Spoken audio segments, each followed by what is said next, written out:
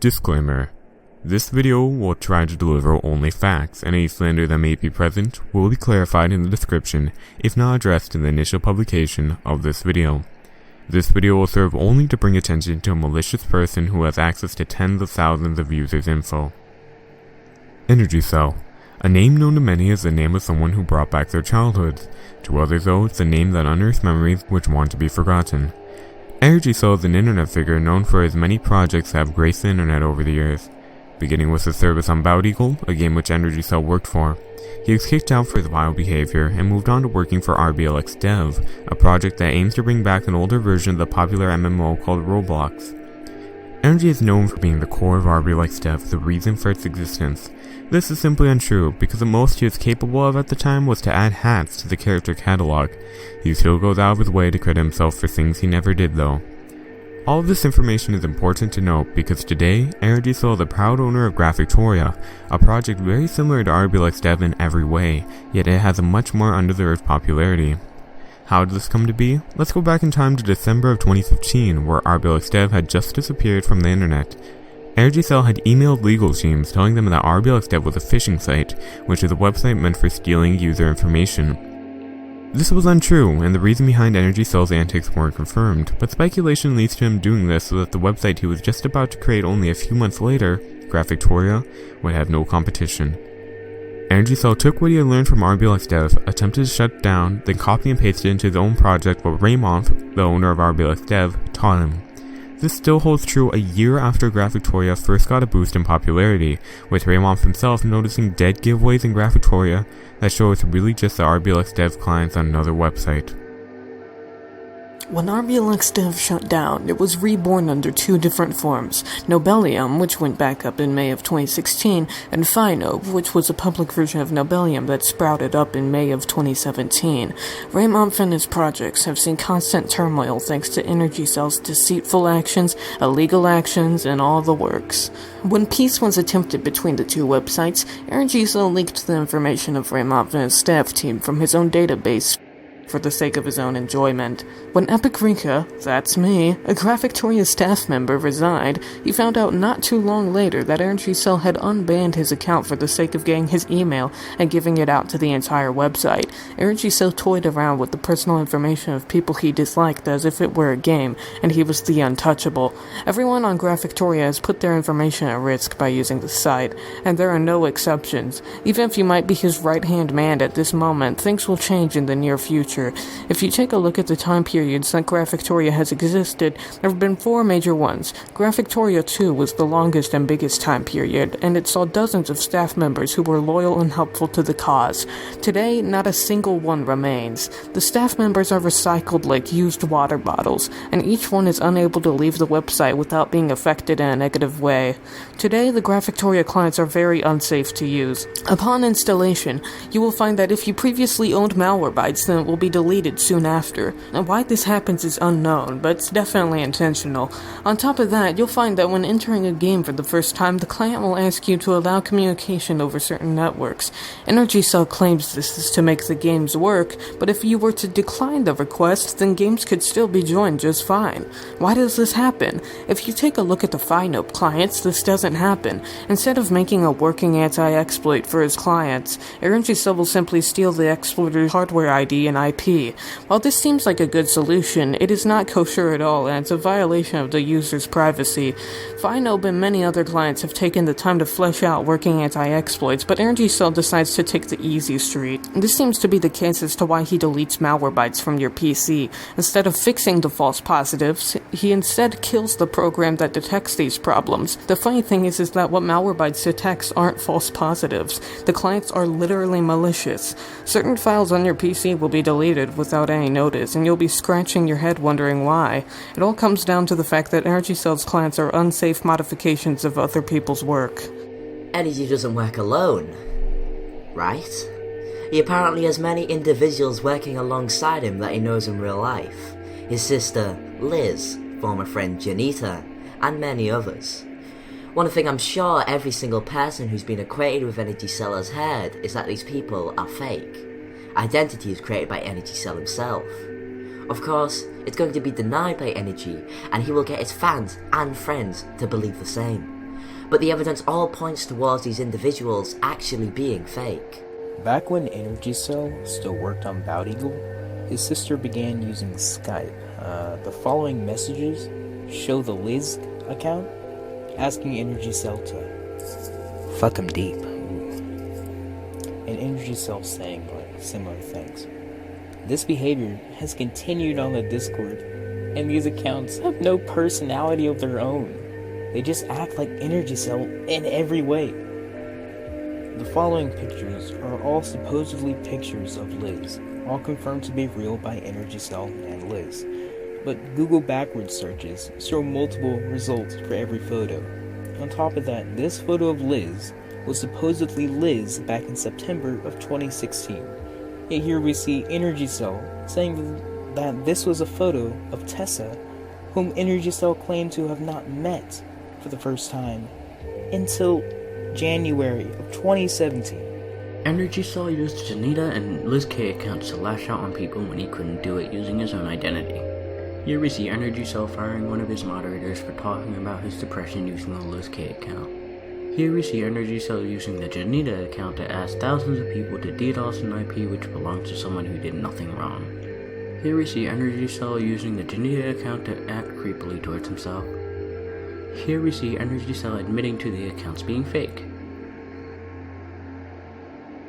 Admitting to his faults is something EnergyCell has done multiple times over the past year, including admitting to his other identities being fake. Yet he always retracts these claims once the guilt leaves him. EnergyCell trying to gain sympathy from his users is an everyday occurrence, it seems. Just recently, when the Evangelion Graphictoria video was released, he told people it was all over and he was going to kill himself. You may be open-mouthed and shocked that someone could drive EnergyCell into doing something like this, but those of us who have been affected by EnergyCell have grown numb to his claims. When Graphictoria shut down once, EnergyCell went onto Liz K and Janita's accounts and proceeded to claim that he had finally killed himself by hanging, and he gained the sympathy of many. Users who saw past his lies pushed him to admit the truth in a very rude manner, and EnergyCell still walks the earth today. He's claimed suicide too many times to count over the past 3 years. The most memorable time being when he claimed on the Liz K account that he drowned in a pool and was in the water for 4 hours straight. Suicide is not a joking matter, and I'm appalled that EnergyCell would exploit an idea for so much sympathy. One thing EnergyCell cannot handle is criticism. Good luck keeping your membership on his websites if you express your honest opinion about a feature that doesn't work. If he doesn't like you, you're out. If you continue being a problem with him, he will remind you that he has your information and will dangle it over your head. A question people have asked us time and time again is why we cannot make up with EnergyCell or why we cannot forgive him. This is simply not possible, because over the course of the past 3 to 4 years that EnergyCell has played a major part in the communities he's in, people have already tried this, and no matter what, he will always revert to his old self. He's admitted that his sister and girlfriend accounts were fake time and time again, yet he still uses them to this day for malicious intentions. The most notable being when he catfished one of his closest followers in having him send a picture of his genitalia. To retain the anonymity of the user who was catfished, we will be calling him X. EnergyCell made Liz K out to be drop dead gorgeous, using the prettiest photos he could get off of Google Images. Because of this, anyone would obviously flirt with the Liz K account, especially younger users. This was X's mistake, because he warmed up to Liz. EnergyCell catfished X using the Liz K account, and this screenshot displays exactly what happened when the photo was sent. X instantly regretting it, and Energy telling X that he did not receive the photo. We've since learned that this was a flat-out lie, because this screenshot here shows EnergyCell communicating with someone else at the time the photo was sent, confirming he did receive the photo.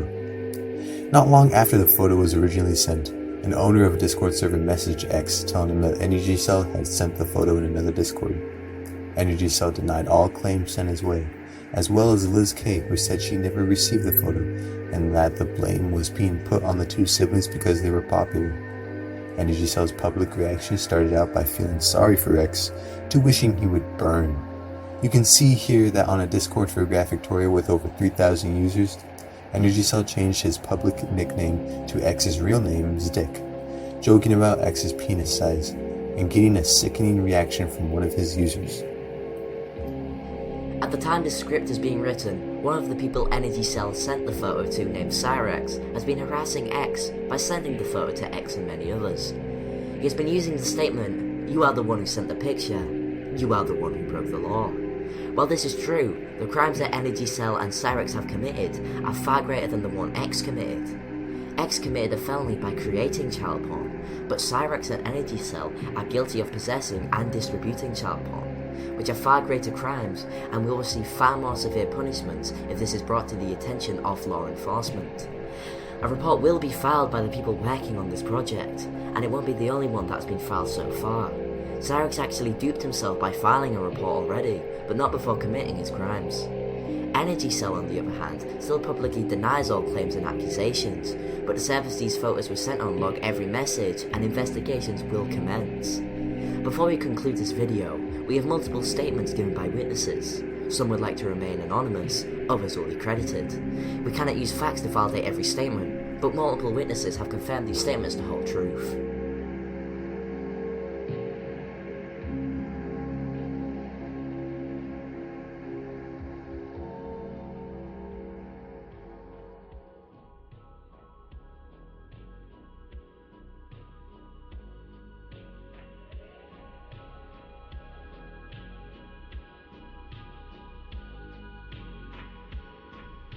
Back in November, I was having problems with joining games that were hosted 2008 or 2010. I reported this to EnergyCell as he was the only person capable of fixing this, and instead of doing his job and fixing something he broke, he went batshit and permanently banned me for it.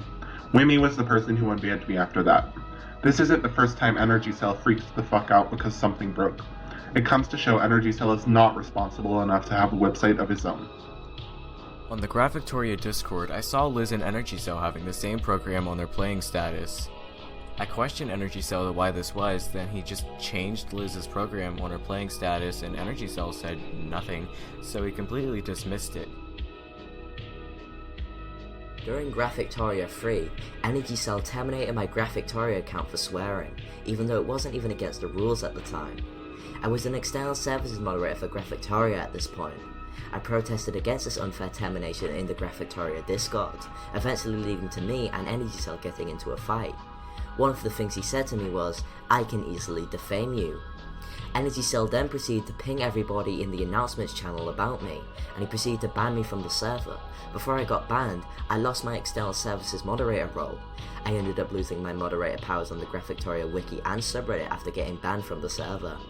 EnergyCell then leaked my IP address and one of my email addresses in the external services mod chat. My good friend Huanator posted about this leaking on r/Roblox, the popular but technically unofficial Roblox subreddit, showing the stupid thing EnergyCell did to me. It got a good amount of upvotes from this post, spreading the word about how bad EnergyCell really is. The following is the story of my experience with Xander.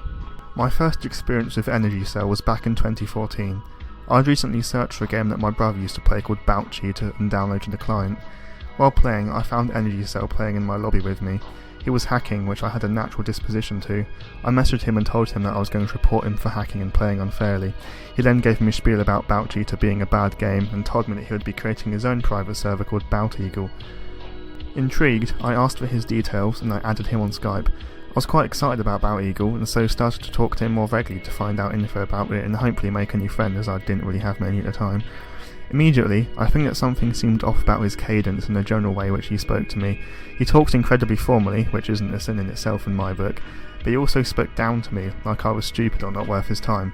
He'd be rude to other people and sometimes flat out ignore them, including me, when they asked questions in chats.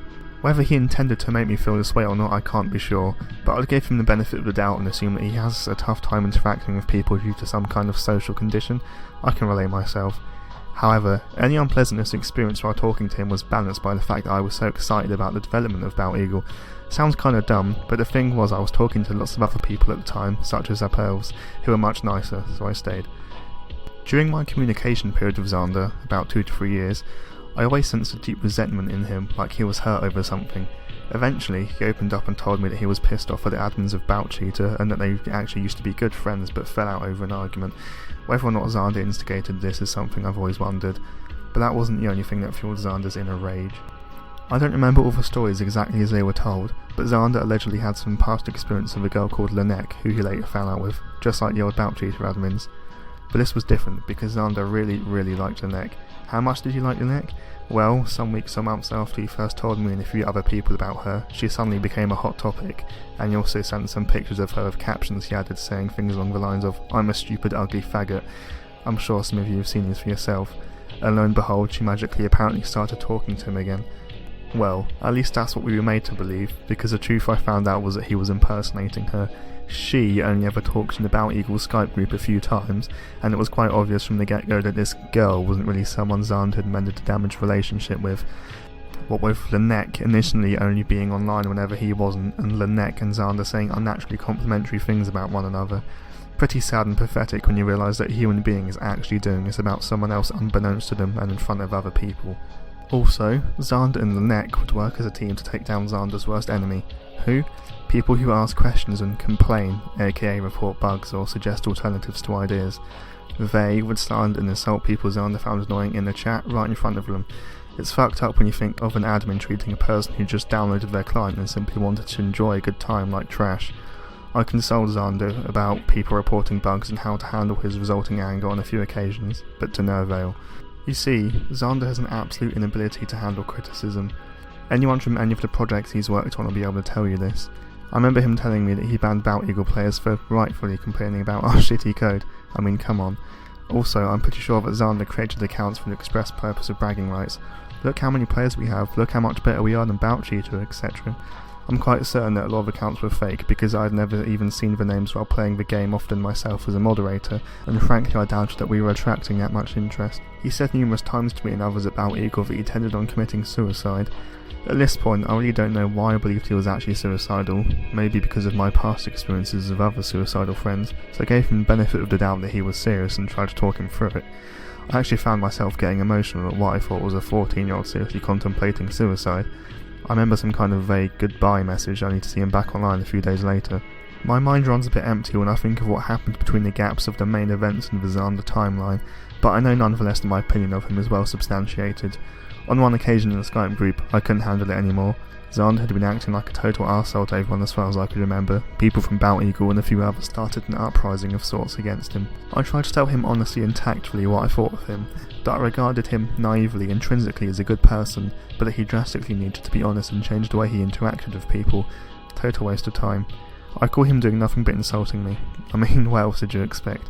And I threw a few back at him too, just as I couldn't resist. I never spoke to him again, save for an occasion around a year ago when I contacted him on Discord and asked him how he was doing. He seemed his usual self. I doubt that I hate Xander as much as other people do, but nonetheless I've known him for years, and to conclude, who is Xander? A foul, narcissistic, immature, self-righteous pedophilic cunt that's hardly worth the air he breathes. He lies compulsively, he acts impulsively, and his inability to handle an ounce of criticism is what I find most offensive about him. There's undoubtedly a few other incidents that I've forgotten about or missed out on this list that reinforce those previously stated qualities. Forgive me if this post is too long, but I feel strongly about communicating what I deem to be the real Xander Sterenberg to people. He's an arsehole by anyone's standards, but I can't help feeling sorry for him for what I perceive as being someone with some kind of mental health issue, autism or some kind of personality disorder maybe. Frankly, talking about him anymore is a waste of anyone's time. I can only hope that he's forgotten about and/or improves the way he treats people in the future. From Tenured, a former Balt Eagle staff member. Back in late 2015, I'd say about December or so, EnergyCell and I were fairly neutral. At the time, both of us were hosting build servers on the now defunct REUPLOAD site. I'd originally decided to host a build server because I had come back to REUPLOAD after years of inactivity and wanted to see what the community was capable of. So, I dusted off my old Pentium 4 machine and used it to run a build server. A few days later, a friend of mine invited me to the Skype group, and I soon discovered the former admin of RBLX Dev, EnergyCell, was 2 hosting his own build server. I decided to check it out, only to find no one was there. Once a few people joined, they complained of severe lag and began to flock to my build server. I assumed this set EnergyCell off, and he became jealous that I was able to bring so many players into my server without doing anything. A few hours later, I went to check the Skype group, only to find EnergyCell had posted an image containing my IP. I never did lash out at him, as he was an admin, and I felt powerless. EnergyCell and I had a lot of good times and bad times. I was referred to Graphictoria on Halloween Day, which I had found a message towards me from one of my friends who invited me to Graphictoria. The next day I had created an account. I was very excited to play, but I had no idea what I was getting myself into. In the duration of Graphictoria 2, I was known as the girl who made realistic clothing. I was not fully respected, but respected enough to convince me that my place was in Graphictoria during that time.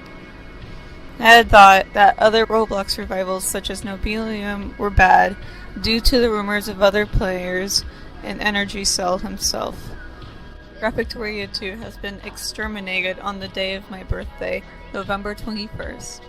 What had happened is that I built a birthday party place on normal Roblox in advance, and I had advertised it a bit, so people did show up. Right before Graphictoria 2 ended that day, EnergyCell had joined my game but was away from the keyboard. He had added me to his friends list when he joined, and while he was in game, he had shut down the website. When shutting down the website, he had left a message and told everyone that he was going to kill himself. Liz had told everyone that he was gone. Sounds like a fib, right? It isn't. I descriptively remember it because it was a big event for me at the time, and it made me really happy, but when the site shut down, I had lost connection with a lot of my friends that I had made on there, and it kind of ruined my day, slightly.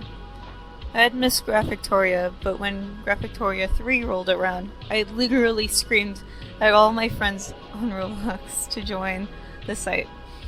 Though I was slightly mad that EnergyCell had faked his suicide, it shouldn't have bothered me more than it had. In Graphictoria 3, I remember that there was a specific Discord for the site. One specific day, though, Liz had told me EnergyCell was writing my name on his whiteboard and screaming my name, quote-unquote. I had guessed it was because I was one of the only girl players in Graphictoria, and he liked me for some reason. She then told me he had added me to the list of possible moderators. This had surprised me, especially since I had never asked for any moderator position, but I had still accepted it very excitedly. EnergyCell and I had become really good acquaintances during Graphictoria 3. There was nothing I specifically remembered that me and EnergyCell has questionable things about, but most things during this time was forgettable. People enjoyed my moderation and complimented me. Unfortunately, I had been demoted because my brother had said daddy on the forums, and I had disagreed with the unfair demotion on the site. I had joined Nobelium after I left Graphictoria due to my irrelevancy. The only reason why I became a moderator again was because on the site Brick Hill, I had told someone the history of EnergyCell and what I had heard from him. I had thought that he DDoSed Brick Hill, so I had included that in my paragraph in what EnergyCell's history was and why he was banned from the site and not a staff member on there anymore. This had made EnergyCell mad, and one of the staff members of Brick Hill thought I was spreading rumors. Though I really shouldn't have, I apologized to both Brick Hill and EnergyCell. EnergyCell and I had became friends due to the apology, and he then let me become moderator in Graphictoria 4. While being moderator in Graphictoria 4, I had done some questionable things. Though I do remember that Game Arcade had destroyed the previous Discord, so I had created a new one, owning it for a couple of days, then giving the server to EnergyCell. In the Graphictoria staff chat on the current Graphictoria Discord, I descriptively remember that EnergyCell thought he was useless, and he tried to get attention. He said he wanted to kill himself, begging the staff to urge him not to, though he wouldn't have the guts to kill himself. He had let the staff have their own X-Discuss email and create hats. Before he did that, he had given me the community manager role, which was a brand new position that was higher than any other moderator, but under the administrator role. I was demoted from community manager during my break from Graphictoria because I made a joke during an account breach. After the demotion, he was all against me, though I only made the joke because people thought I couldn't take one. He admitted to using me, which gave me the decision that I would never go back to Graphictoria. Over the next 2 weeks, multiple other staff members were demoted for dumb reasons such as mine. It was unfair. About 2 weeks after my demotion, a couple of the staff members were re-promoted. The biggest event that I had experienced was EnergyCell had hit me hard. One day, my friend, he explained that since he and Liz were dating for a bit, he sent a picture of his ding-dong. I guess I'm gonna say it like that. He sent that to her. I didn't see why he would do that, but I kept my mouth shut. He then said, after he sent the pic, she said, quote unquote, she never even got it. He then said that she sent it to EnergyCell, who had sent it to a big server. This was very surprising, but Zaw did not want anything said about it at first. I did not feel like this was something to keep a secret, so I exposed the news to Nobelium, anxious to tell someone. I had told him exactly what happened, and I had also told Zaw that he should have reported EnergyCell. That is my experience with EnergyCell up to September 2017. Graphictoria deletes random amount of pictures, files, and videos from your computer during the installation. This is done through the system plugin, which gives developers using NSIS, Null Self-Installation System, the program Graphictoria uses for its installer, the ability to call any exported function from any DLL. As well as deleting random files, Graphictoria's security DLL opens a new port in order to grab your IP.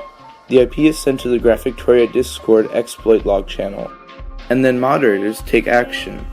What is concerning about this is if a random user that the Graphictoria staff dislikes or has personal feelings against gets their IP posted to the exploit log channel by random, they can get in trouble without having done anything wrong. The security DLL isn't perfect. It sends false positives sometimes. When the Graphictoria client first launches, Windows Firewall alerts the user that the program is attempting to open a port on the firewall. The user is then given the option to allow or block the request. But EnergyCell does not go into depth of why this happens. It usually says that it's a false positive, and that you should let the client do its job without telling the user what really happens. This concludes our video. Thank you for hearing us out, and we hope that you think twice before using EnergyCell services. Your information and privacy is at risk. What happens as a result of this video is not up to us. We aren't looking for a war. We only wanted to reveal to the world what EnergyCell was really like. This video was the result of a collaborative effort between over 50 people who've banded together to give their input and recall events which have affected these individuals in negative ways. This is not a personal attack. Our only desire was to issue this public warning against EnergyCell and Graphictoria. Again, thank you for listening.